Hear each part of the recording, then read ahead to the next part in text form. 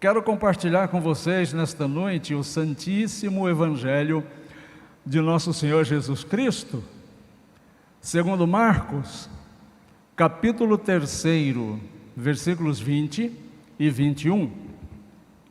O Santíssimo Evangelho do Senhor Jesus Cristo, segundo Marcos, capítulo 3, versículos 20 e 21. Assim nos diz a porção da palavra de Deus. Então, ele foi para casa. Não obstante, a multidão afluiu de novo, de tal modo que nem podiam comer. E quando os parentes de Jesus ouviram isto, saíram para o prender, porque diziam: está fora de si.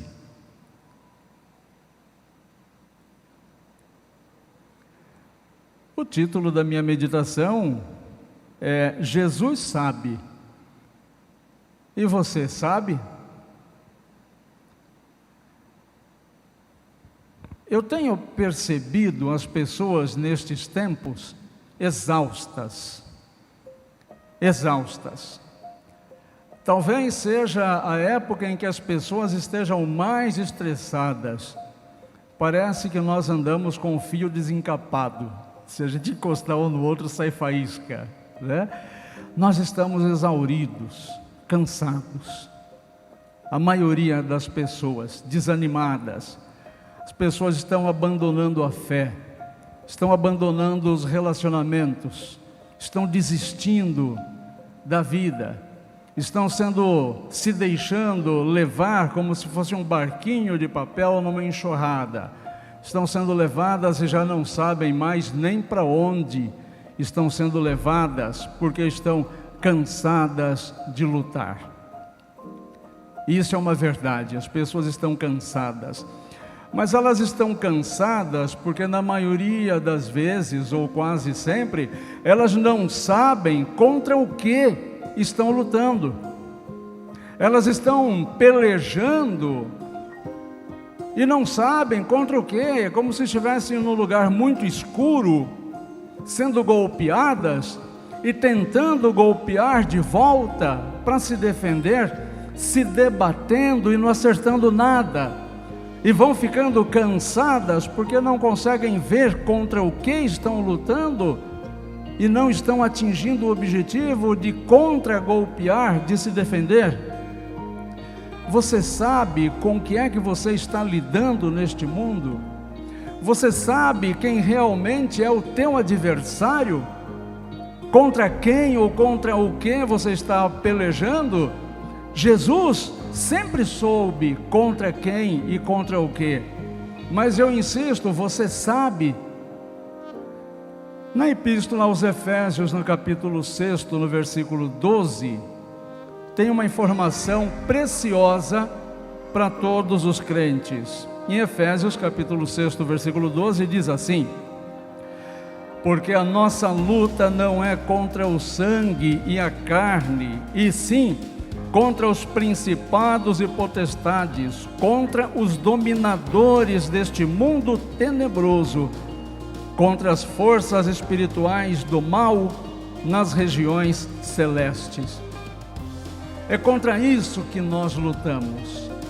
Nós lutamos contra forças espirituais, mas no lugar de nós focarmos estas forças espirituais, nós nos surpreendemos tentando lutar contra as pessoas, contra coisas, contra governos, contra o que está mais perto, porque nós temos essa necessidade de materializar as coisas que nós não entendemos.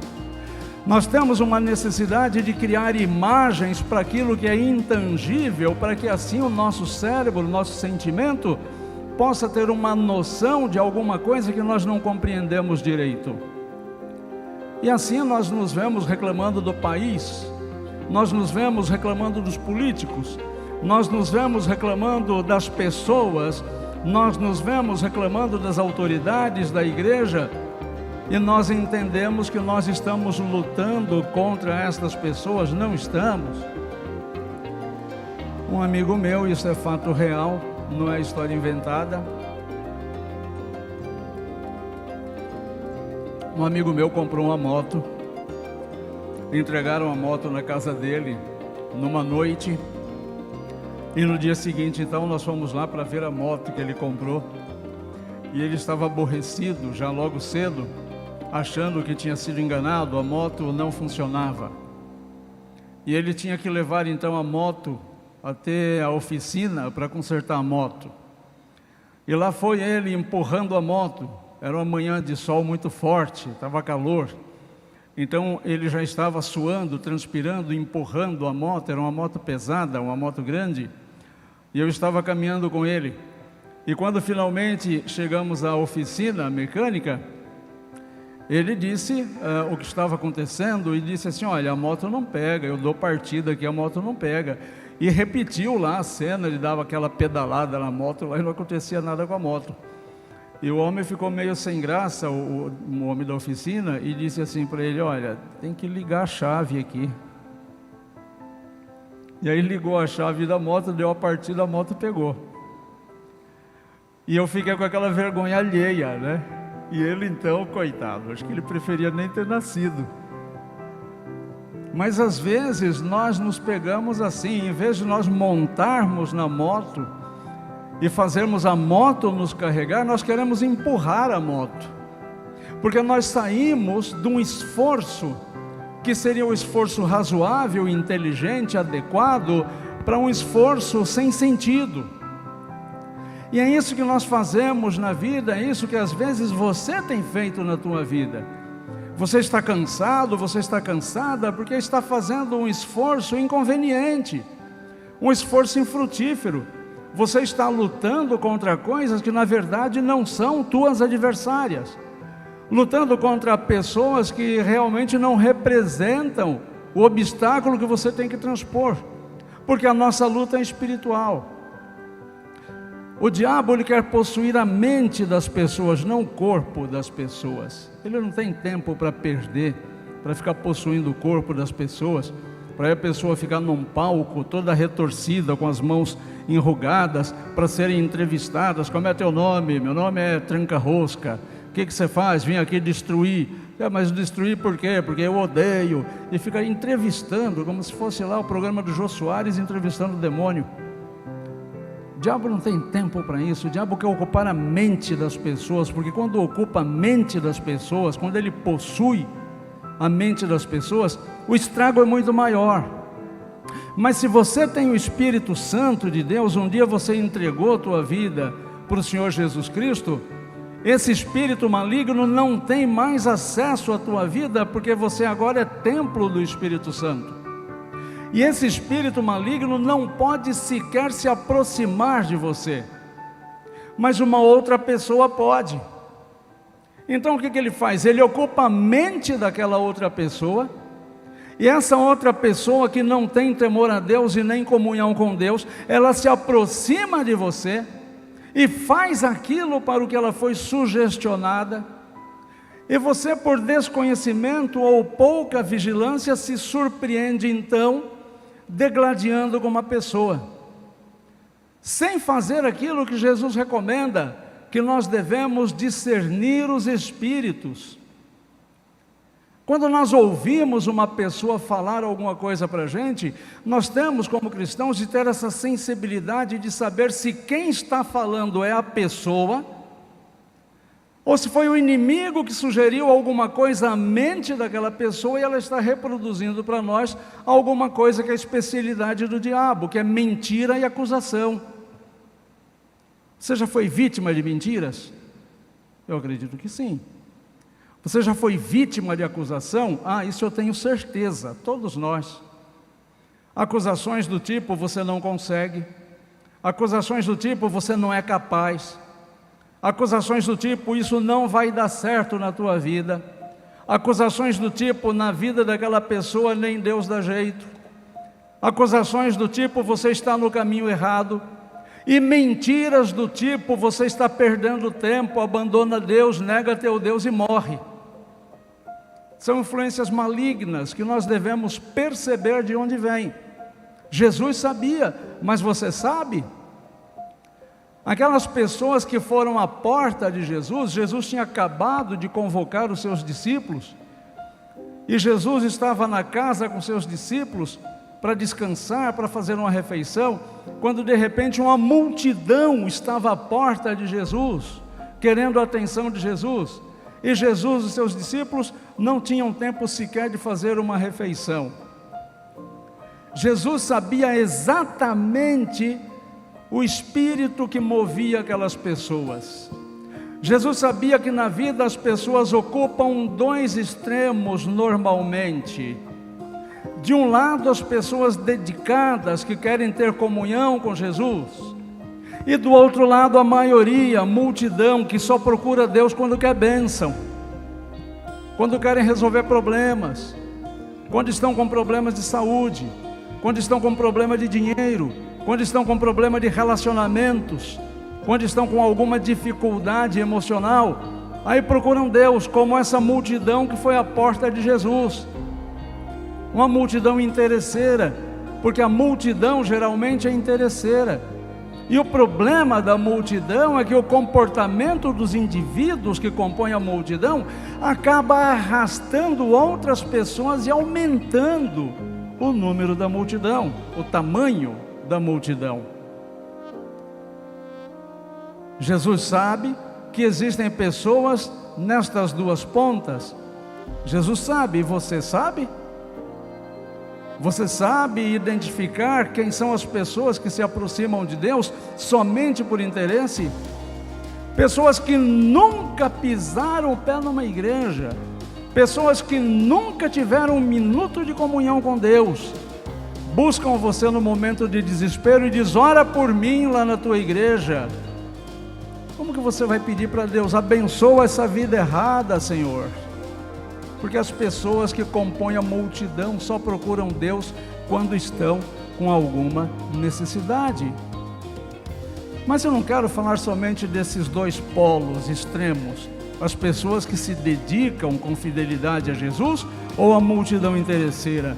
Há ainda um outro terceiro grupo, e este infelizmente é também bastante complexo de que nós lidemos com ele. Esse grupo de pessoas está mais perto de nós. São os parentes, são as pessoas próximas, são os amigos. Os parentes de Jesus se aproximaram aqui de Jesus quando essa multidão estava na porta. E quando Jesus estava ali fazendo a vontade de Deus, atendendo aquelas pessoas que eram leais a Ele, mas atendendo também aquelas pessoas que só procuravam-no por necessidades. Os parentes de Jesus chegaram querendo prender Jesus, querendo amarrar Jesus, porque os parentes de Jesus estavam sendo cobrados por conta do comportamento de Jesus. As pessoas, os parentes estavam envergonhados, inquietos, incomodados, porque Jesus estava fazendo a vontade de Deus. E os parentes vão à casa de Jesus para prender Jesus, é por isso que Jesus não sai.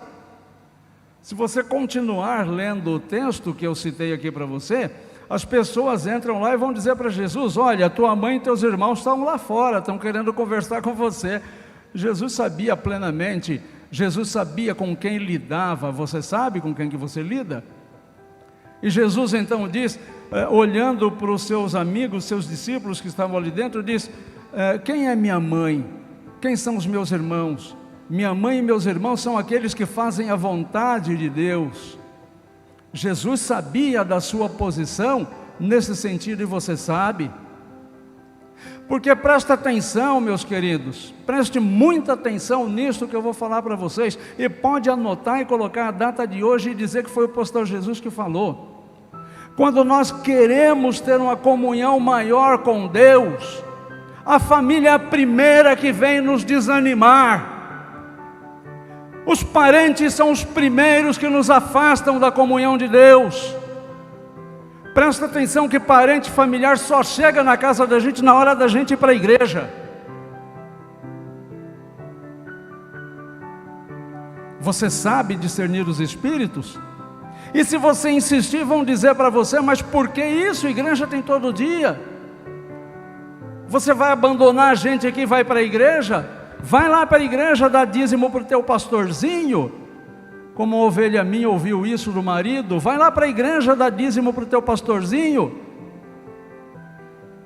E depois eu tive a oportunidade de conversar com esse homem e falei: rapaz, você está maltratando a tua esposa porque ela está indo para a igreja. Você preferia que ela estivesse indo para uma gafieira?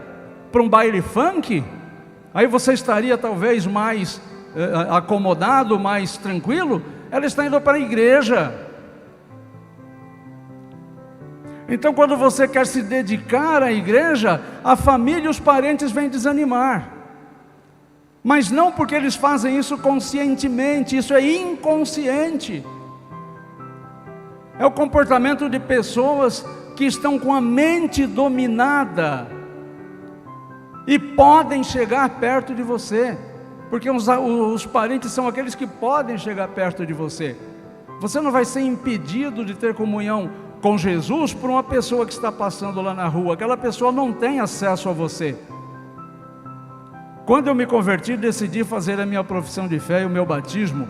Minha finada avó, eu morava na capital de São Paulo, minha avó saiu de Campinas, foi até a minha casa e disse para mim: Dude, não passa para a lei dos crentes.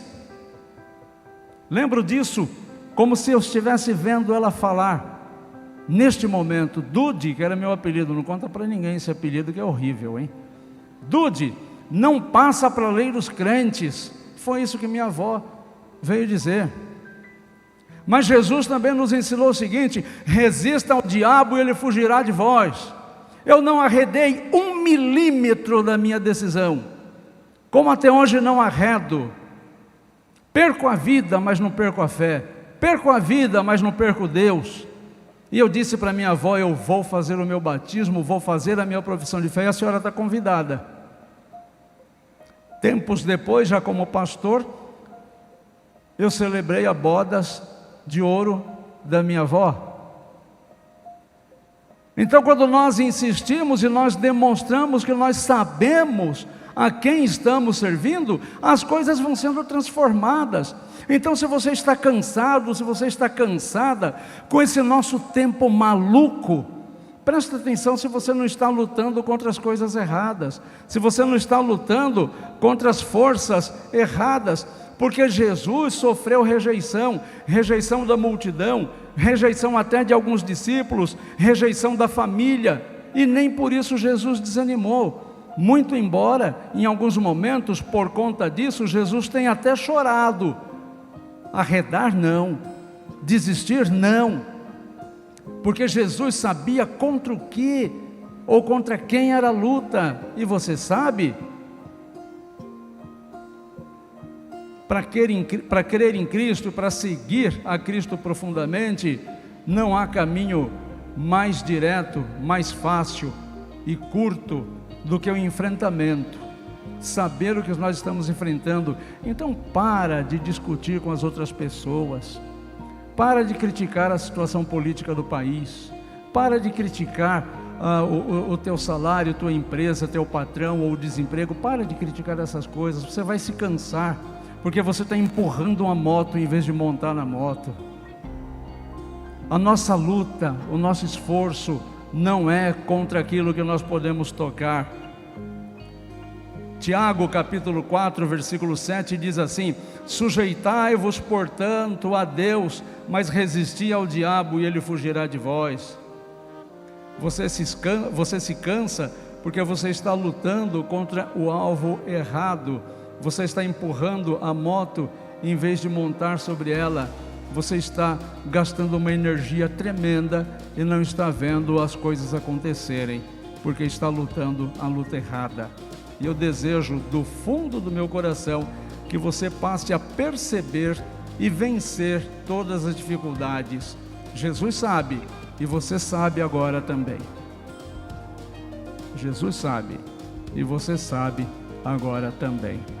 Então que o Espírito Santo te capacite, refaça as tuas energias, refaça a tua vontade, restaure os teus propósitos, para que você possa então começar a lutar contra o alvo certo. E lutar contra o alvo certo é resistir às vontades e à influência do maligno na cabeça das outras pessoas. No popular, eu diria assim: não deixa que ninguém faça a tua cabeça, deixe somente o Senhor Jesus Cristo fazer a tua cabeça. Que Deus nos abençoe poderosamente. Amém?